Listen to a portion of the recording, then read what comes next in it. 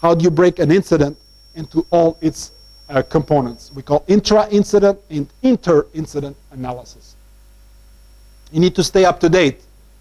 You need to receive information from various newsletters, vendors, internet, etc. If you're not up to date, how can you adequately defend your own organization? So you have to be a little bit like the guy sitting at the control tower in an airport. You're managing many airplanes in the air. And in this case, this is your own security infrastructure you're trying to monitor as new attacks come into place and how you must defend yourself against them. Other interesting technologies that allow you to defend yourself against new generation of attacks you don't know is what I call honey-nets. Honey-nets have got an interesting capability, which is they're able to simulate large networks within an infrastructure. Let me give you a simple example. Let's take somebody from the audience, and today they have, let's say, 256 machines out of a possible number of several thousand machines. When you introduce something called honeynet within their network, you can take the remaining IP addresses and simulate them as fake machines. Now, why would this be useful? It's quite simple. If I'm an attacker and I'm trying to attack your own infrastructure, I'm going to try to locate a machine I can attack. If you're simulating fake machines, any machine they try to contact, it says, well, I'm here, please attack me. But in reality, that machine does not exist. So this allows you to analyze what the attacker is trying to do and potentially prevent problems before they actually happen. Very easy to implement, but very good return on investment for most organizations. Another important aspect is how you manage the network that you have, but also the network that you do not control. As we know today, we have the internal network, what we call sometimes intranet. Then we have network between companies and partners, and we have the full internet. As we move from the internal network to the external one, we lose control. Because we lose control, we need to have security that can address these elements that we don't always control. So let me propose an infrastructure for defense that introduces simple elements. One element is called architecture simplification. The more complex architecture that you have, the more operating systems, the more difficult it will be for you to secure. So make your environment simple. Make your environment hardened. Do what we call operating system or environment hardening. If a service is not required on a machine, eliminate that service. If it's a web server, why is a print service running on a web server? Take it out. Eliminate the elements that are not required. Create multiple layers of protection. We as humans, when we have a skin, why do we have skin? Because it delays attacks. It does not stop them, but it reduces the potential for these attacks to take place. Thank you. Other important elements, incident response. How quickly can you recover? We already talked basically about integrated security monitoring. And the final one I want to introduce is what we call quarantine. Anytime you're going to be attacked, you have to find a way to isolate the elements of your network that have been infected. This may mean removing machines from the network. This may mean removing yourself from the internet for a short period of time until you actually find what is the cause of the problem and you restore the original services. So when we look at security, although it's complex, you can have a structured approach to defend yourself against it. This is a framework. This framework has many elements, starting from the information security policy to the things that you do every day. Compliance with standards, ongoing security monitoring, and fast incident response within the organization. One example that I wanted to introduce to you to finalize my presentation is the notion of security.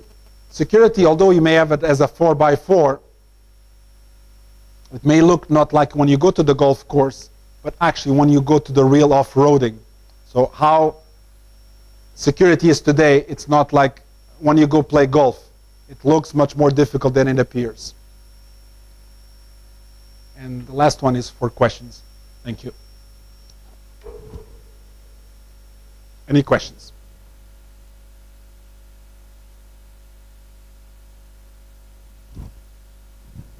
We're 5 minutes, I guess. Before, yeah, go ahead.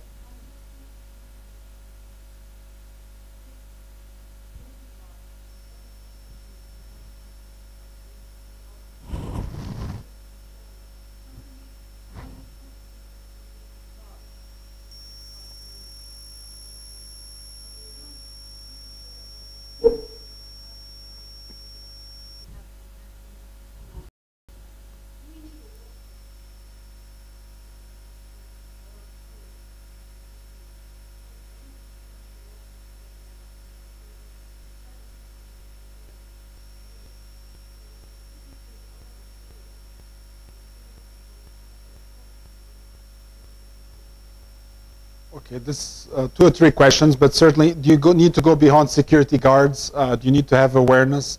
The answer to awareness is yes, and awareness should be at different levels. Should be at IT and security, which is very technical. Should be at the management level, so that the managers know how they do security vis-a-vis the employees, and then every employee should receive 1 hour to 2 hours of security awareness per year. It does not mean they need to go on a very deep security course. That is not the point. They should know the basics on how to defend themselves. But coming back to the security guard, I want to highlight a few points. There's interesting devices that exist nowadays, and one example is these memory sticks. Security guards today are not always equipped to understand the capabilities of new technologies. A memory stick like this can hold 2 gigabytes of information. So although the person is leaving your institution, he may not be carrying a laptop or a big computer with him, but he may be carrying the entire database of your own organization. So today, security guards need to also be trained on what is possible. So just doing their day-to-day job as they have been doing it many years before, it's not sufficient enough to protect the organization. So they need to be aware that how can information be taken or smuggled out of the organization, and how to defend potentially against these types of attacks.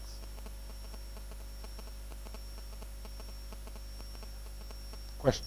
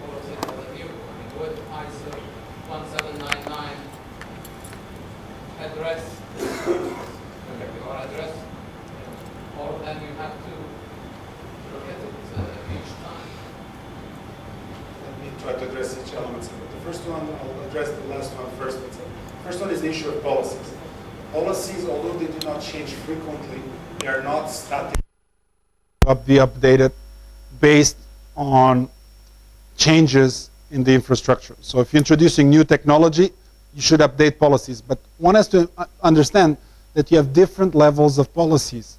You may have what we call the executive policy, that may be 1, 2, 3, 4 pages. You may have the information policy, which is 20 pages or so.